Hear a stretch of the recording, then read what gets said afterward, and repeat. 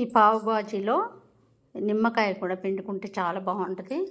అట్లాగే ఆ ఉల్లిపాయ చిన్నగా కట్ చేసుకొని నిమ్మకాయతోటి తింటే కూడా చాలా బాగుంటుంది పావు బాజీ.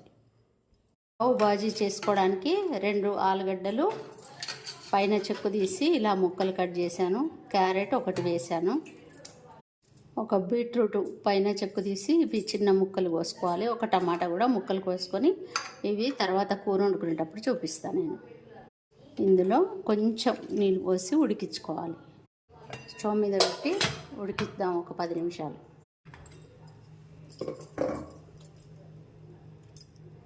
ఇలా చూస్తే మెత్తగా అయిపోయినాయి, ఉడికినాయి, దింపుకోవాలి. ఇప్పుడు ఇవన్నీ పావు బాజీకి తాలింపు వేసుకోవటానికి స్టవ్ మీద ఒకటి వెజల్ పెట్టేసి 1 స్పూను నెయ్యి వేశాను. జీలకర్ర, ఇందులో ఉల్లిపాయ కొంచెం వేగిందండి ఆ ఉల్లిపాయ. ఇందులో అల్లం వెల్లిపాయ పేస్ట్, కొంచెం పసుపు, 2 స్పూన్ల శనగలు ఉడికించినాయండి ఇవి. ఇందులో టమాటా ఒకటి కట్ చేసి వేశాను.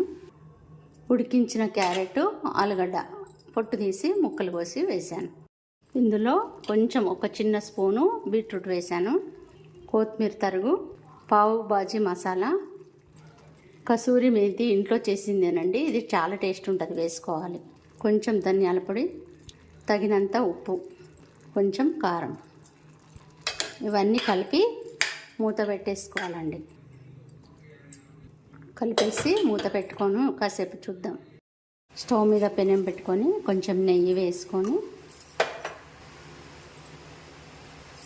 ఇలా మధ్యలోకి కట్ చేసేసి ఇలా పెట్టేసుకోవాలి. ఈ పావులని ఇలా వేడి చేసుకోవాలి నెయ్యిలో, నెయ్యి కానీ వెన్న కానీ. చక్కగా ఉడికిపోయిందండి, మెత్తగా అయిపోయింది. కొంచెం ఈ పప్పు గుత్తితోటి కానీ ఇంకా దేనితోటి కానీ ఇట్లా మెత్తగా అనుకుంటే సరిపోతుంది. అన్నీ కరెక్ట్ సరిపోయినాయి. కొత్తిమీర వేసి దింపుకోవడమే. కలర్ వేయలేదండి, బీట్రూట్ వేసాం కదా, అందుకే ఈ కలర్ వచ్చింది. ఇందులో కొత్తిమీర, ఒక 2 స్పూన్లు నెయ్యి వేసుకుంటే బాగుంటుంది. కర్రీ రెడీ అయిపోయింది, దింపేసుకోవడమే. ఇక పావులు కూడా నెయ్యిలో వేగిపోయినాయి, దింపుకోవడమే. పావు బాజీ రెడీ అయిపోయిందండి. మీరు కూడా చేసుకోండి, ఒకసారి ఇలా చేసుకొని చూడండి. పావు బాజీ రెడీ అయిపోయిందండి, చాలా టేస్ట్గా ఉంటుంది. శనగలు వేసానండి, చాలా బలం కూడా శనగలు.